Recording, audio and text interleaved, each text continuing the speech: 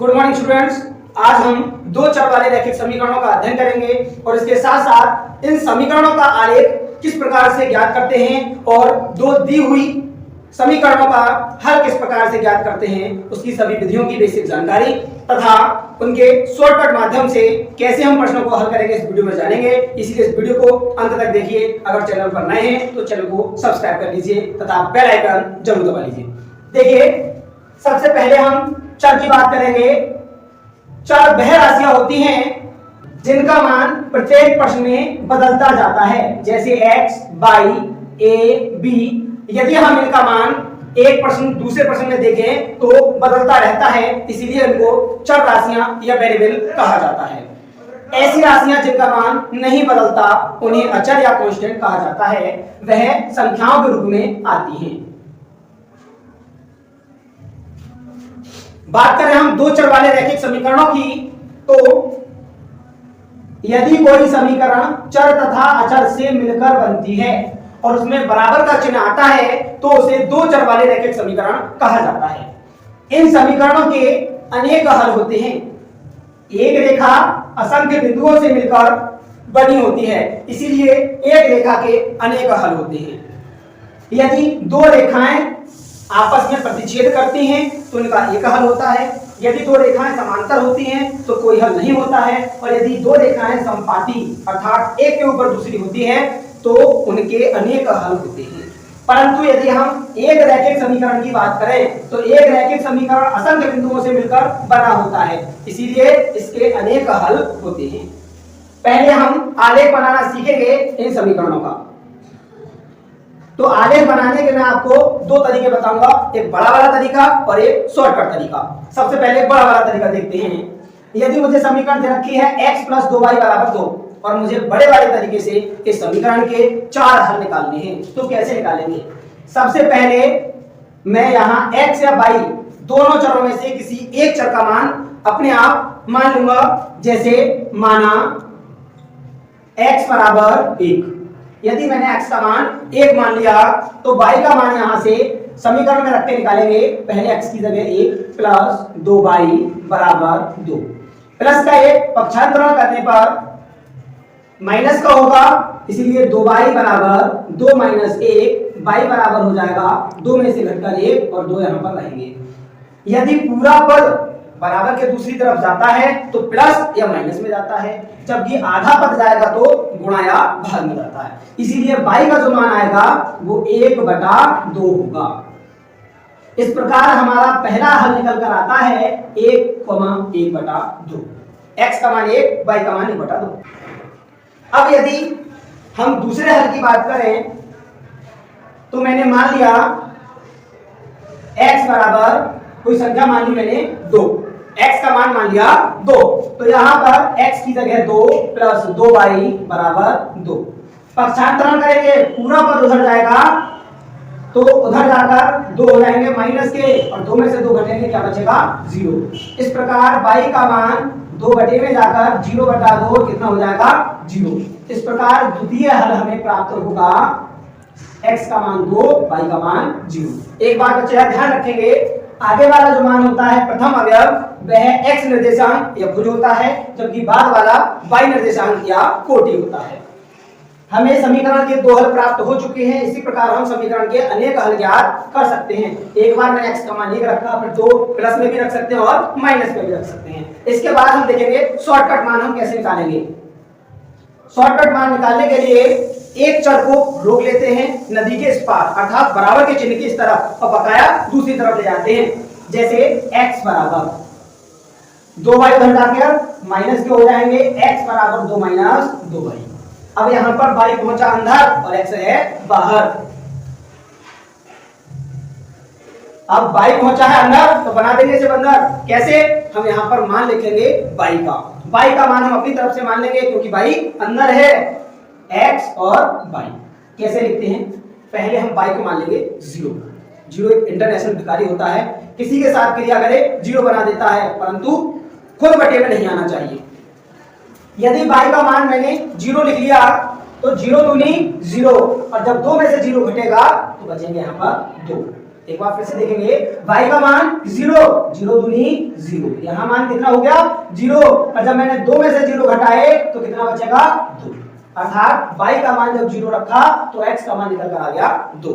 इसके बाद यदि मैं y का मान 1 लिख लूं, 2 एकम 2, तो 2 में से 2 घटाने पर क्या प्राप्त होगा 0, अर्थात मुझे 2 हल प्राप्त हो गए, 2, 0 तथा 0,1, 2,0 तथा 0,1। देखिए एक हल हमें इस वाली विधि का मैच कर रहा है। अब आप सोच रहे हो कि ये वाला हल क्यों नहीं आया, क्योंकि हमने अभी बताया कि एक समीकरण के अनेक हल होते हैं, उन अनेक में से हमने केवल 2 हल निकाले हैं। इसी प्रकार यहाँ भी हम अनेक हल निकाल सकते हैं, परंतु आलेख बनाने के लिए हमें केवल और केवल 2 हलों की आवश्यकता होती है। अधिक भी हम निकाल सकते हैं, परंतु कम से कम 2 हल होने चाहिए। अब बात करेंगे आलेख की। आलेख बनाने के लिए सबसे पहले हम बनाते हैं एक्स अक्ष तथा वाई अक्ष। एक्स अक्ष क्षैतिज तथा वाई अक्ष ऊर्ध्वाधर होती है। जहां दोनों अक्ष एक दूसरे को काटती हैं उसे मूल बिंदु कहा जाता है। एक्स अक्ष के दाईं ओर की संख्याएं प्लस की 1, 2, 3, 4, जबकि बाईं ओर की संख्याएं माइनस की होती है। बाईं अक्ष पर ऊपर की ओर संख्याएं धनात्मक, जबकि नीचे की ओर ऋणात्मक होती हैं। हमें बिंदु कैसे काटे तल पर रखने हैं उसके लिए देखेंगे एक शॉर्टकट तरीका समझने के लिए। हमने कहा एक सड़क है, एक क्या है सड़क, और सड़क के बराबर में लगे हुए हैं फ्लैट। देखिए कुछ इस तरह बना रहे हैं, यहाँ पर एक सड़क है और यहाँ फ्लैट है। ये 1 मंजिला है, यहाँ पर 3 मंजिल का है, फिर 2 मंजिल का है, और उसके बाद बड़ा वाला जो है 5 मंजिल का है। अब एक दोस्त हमारा जो है चौथी वाली मंजिल में, चौथा वाला जो मकान है उसके 3rd फ्लोर पर जाना चाहता है, तो क्या वह पहले वाले मकान में जाकर फिर छतों पर कूद कर जाएगा? नहीं जा सकता। कैसे जाएगा? पहले सड़क पर, फिर चढ़ेगा ऊपर। इसीलिए हम पहले चलते हैं एक्स एक्सिस, और फिर चलेंगे वाई एक्सिस। पहले एक्स अक्ष पर, फिर वाई अक्ष पर। तो सबसे पहले हमें चलना है 2, पहले हमें कितना चलना है 2, तो 2 चले हम एक्स अक्ष पर, और वाई अक्ष पर कितना चलना था 0, मतलब नहीं चलना था, तो हमने पॉइंट रख दिया 2,0। एक्स पर तो चले परंतु वाई पर नहीं चले। अब की बार हमें एक्स पर नहीं चलना है अर्थात 0, और हमें वाई पर कितना चलना है 1, तो एक्स पर नहीं चले, वाई पर कितना चले 1। चलते कहाँ हैं? ओरिजिन घर से। अब दोनों बिंदुओं को मिलाते हुए एक सरल रेखा खींच लेते हैं, वही हमें दी हुई रेखा का आलेख प्राप्त हो जाता है। अगर हम संक्षेप में कहें तो सबसे पहले हमें समीकरण से हल ज्ञात करने होंगे, चाहे हम शॉर्टकट मेथड से निकालें या इस विधि से निकालें। उसके बाद हमें बनाना होता है आलेख। अब बात करते हैं, हम 2 समीकरण अगर दे रखी हो तो हम उनका आलेख किस प्रकार से ज्ञात कर सकते हैं।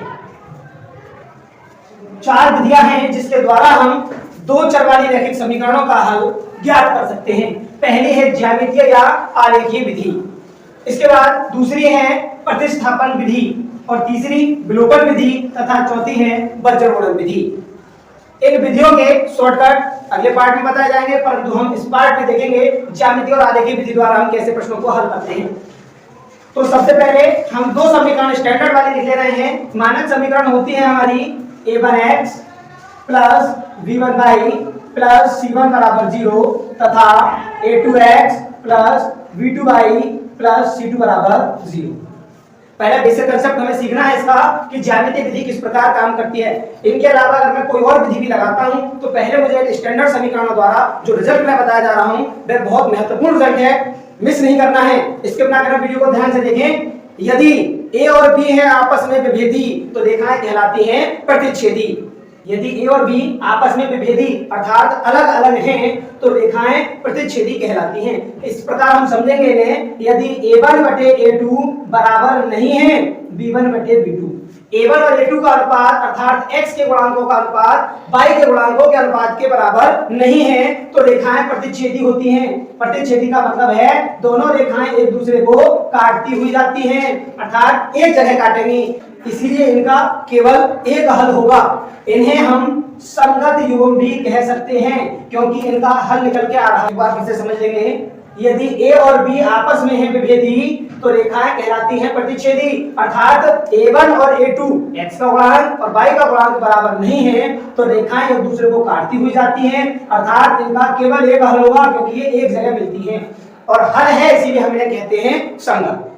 अब बात करते हैं हम यदि ए और बी मिलकर सी से करें अंतर तो रेखाएं आपस में होती हैं समांतर। अर्थात ए और बी मिलकर अर्थात a1 बटे a2 बराबर होगा b1 बटे b2, क्योंकि दोनों मिले हुए हैं और सी से कर रहे हैं अंतर, अर्थात बराबर नहीं है c1 बटे c2।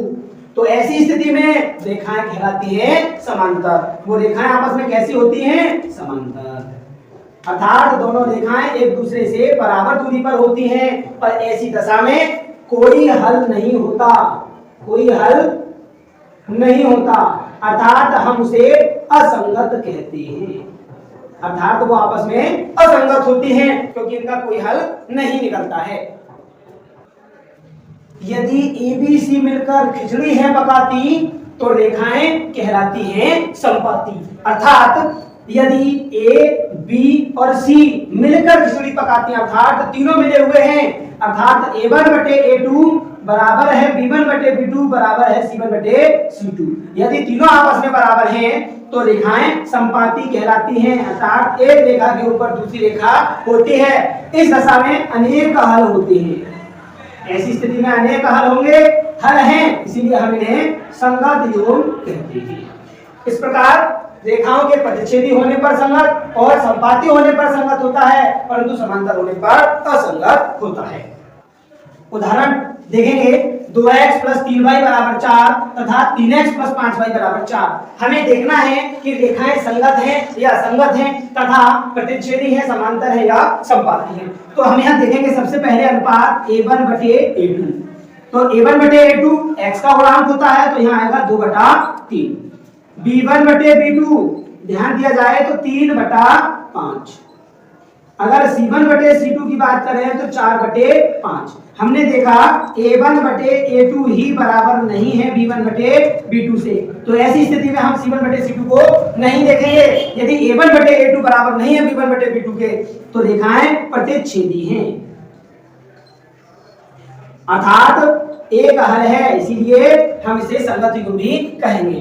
एक प्रश्न आपको होमवर्क के लिए दिया जा रहा है, 3x प्लस 4y बराबर 6 तथा 6x प्लस 8y बराबर 12। आपको बताना है कि यह प्रतिच्छेदी है, संपाती है या समांतर है।